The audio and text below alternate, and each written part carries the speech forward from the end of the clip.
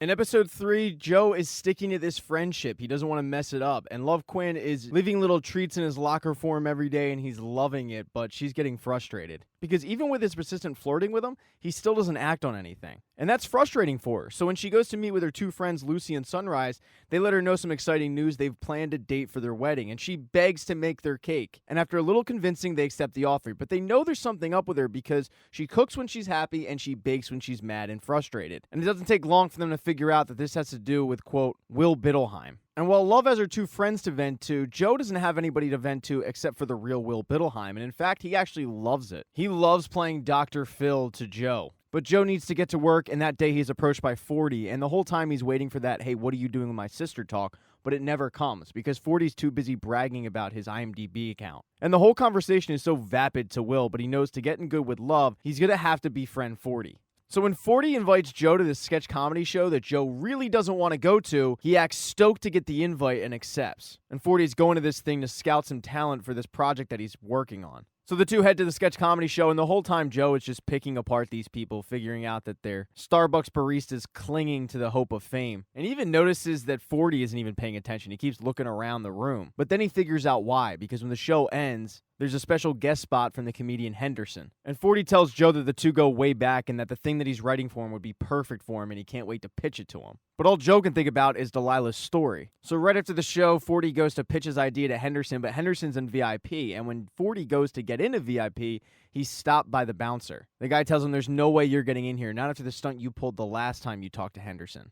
And as 40 is pleading his case to get in, the manager lets a 15-year-old walk by, and when 40 brings that up, the 15-year-old turns around, flips him off, and that's when Joe sees that it's Ellie. And now he's concerned for Ellie because she's hanging out with Henderson. So when 40 says, yeah, let's get out of here, Joe doesn't. He stays to make sure that Ellie gets home okay. And Henderson does offer to give Ellie a ride home, but she says, no, I only live a few blocks away. And as soon as his car leaves, that's when Joe swoops in to see what's going on. And when Joe goes up to Ellie, the first thing she says is, did my sister put you up to this? But Will is simply concerned about Ellie and Henderson. And Ellie turns it around and causes a big scene to the point where Will just says, you know what, I'm just going to go home. I'll let your sister deal with the parenting. But before he goes home, he has to run dinner over to the real Will Biddleheim, and Will just loves seeing him. And you find out through their conversation that night that Will is engaged to a girl in the Philippines who he's never met. And that's who he sent the $50,000 to. And he's hoping that one day he can meet her, but he's also encouraging Will to continue his relationship with Love. And the next day at work, when Joe sees Love, he says, I'm already salivating, thinking about what she left in his locker. But when he opens it, there's nothing. And then he notices that Love was a little short with him when he saw her. He turns around and she says, I'm sorry, were you expecting something? And it's one of those conversations where anything he said, she was going to take offense to.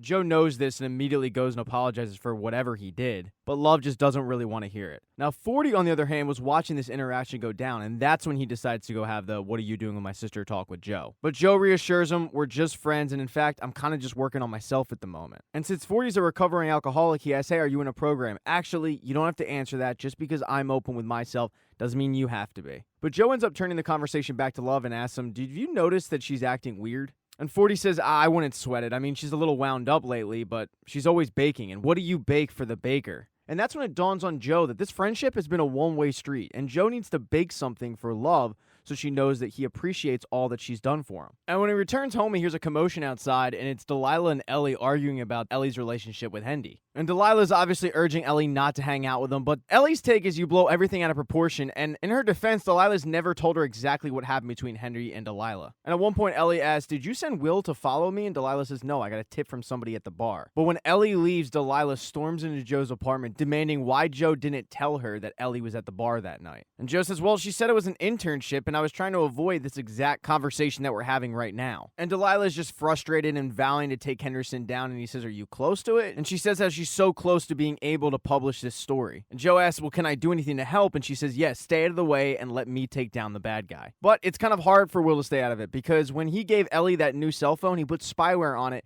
just in case so that he can quote unquote protect her. And he uses that spyware to see Ellie's text messages with Henderson. And in all honesty, they're pretty innocent. And that night he's hosting Ellie at a movie screening at his house. And Joe is like, great, because Love is coming over and he wants to devote all his attention to her. And that night, Love comes over, and Joe doesn't exactly make her something. He gives her something from her childhood that she used to eat, and she loves it. And she gets up at one point and kisses Joe, but Joe pulls back. Because Joe is staying steadfast to being friends, he really doesn't want to hurt Love. But he doesn't realize that he's also sending her mixed signals, and she's getting annoyed by this. And what started off as a nice night for the two just ends in a disaster. When Love leaves, she leaves the door open, and Joe goes to close it, but he hears somebody throwing up outside, and when he goes to investigate, he sees that it's Ellie. Ellie claims that she went over to Henderson's and ate an edible that was bad by accident. She doesn't exactly remember what happened, but Henderson was really nice and paid for her Uber ride home. Joe tries to clarify and says, wait, you lost track of time? And she says, don't even start with that crap. Don't be my sister. And by the way, please, God, do not tell my sister. Ellie makes him swear that he will not tell Delilah. And he does that,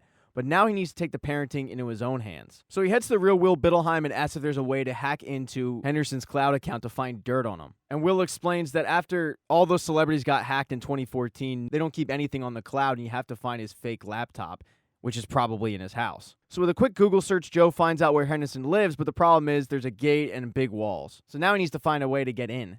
And Joe realizes that breaking in might not be the best idea, so he wants to befriend somebody that Hendy is close to. He searches through his Instagram and finds some guy that was at that sketch comedy show, and he goes to the show, and afterwards he just showers praise on this guy, saying that he knows Hendy. And within about 5 minutes, the guy invites him to Hendy's party and gives him the code to get in. But when he heads over to the after party, he runs into 40, who doesn't have the code but wants to get in to pitch this idea to Hendy. And Joe's kind of in between a rock and a hard place and lets him in, even though he knows that going to a party might not be best for him, but 40's a big boy. And at the party, 40 runs into Henderson's agent, and he tries to set up a meeting to pitch this new idea that would be perfect for Henderson, but she gives him a cold dose of reality. She tells him, you know when people say that it factor, you don't have it. You don't have talent, you don't have motivation, but what you do have is money. So go take your money and go finance films. You'd be best at that. And I'm sorry to be the one to tell you this, but somebody had to. You're not going to make it. And I'm only telling you because I care about you. And that's probably the worst thing to say to a recovering addict because this party is full of vices. And as Joe is searching the house to find the laptop, which he ends up finding,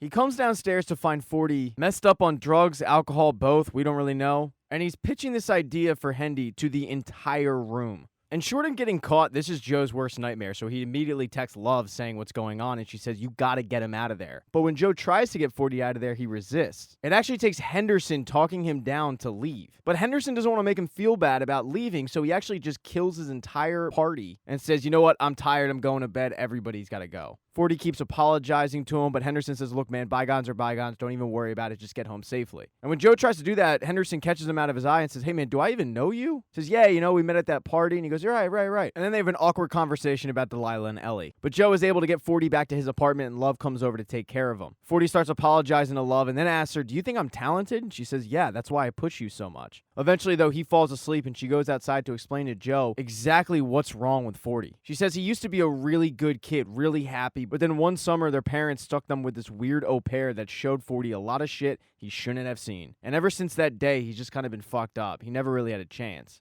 He's broken. But you know what? I'm broken. We're all a little broken. And as Love is pouring her heart out to Joe, he decides, all right, friendship's over, and the two start making out. They make their way into the house, then they make their way into the bedroom, and then their clothes make their way off their bodies. And this girl is a freak in the sheets in the best way possible. And even though she tries to be quiet, they're not that quiet, and 40 hears the whole thing go down from outside. As Joe makes his way out of the bedroom that morning, he realizes that he can change with Love, and that the past doesn't have to repeat itself, and that this time things will be different. But he also realizes that he's kind of in a throuple now with Love and 40. But he still has to deal with the whole Henderson situation. So he heads to the cage where the real Will Bittelheim has been trying to crack Hendy's computer, and he lets him know it was easy to crack, but unfortunately, it's clean. So at this point, with everything that he's seen, and now with this evidence that the computer's clean, he's thinking, maybe Henderson isn't that bad of a guy. So Joe heads off to work, and at work he sees 40, and 40 lets him know that he has a meeting on the books with Hendy, but that original thing he was going to pitch him probably isn't the best. So he wants to sit down with Joe because he loves the way that Joe's mind works. He thinks it's perfect for script writing. And as the two are discussing this, Joe says, hey, you don't have to tell me, but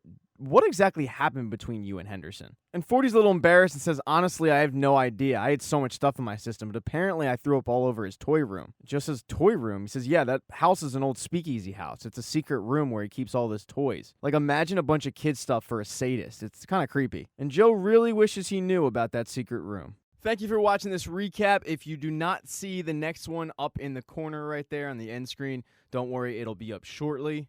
Please consider following the channel. That'd be cool. If you liked the video, give it a thumbs up. And if you don't, there's a thumbs down button for a reason.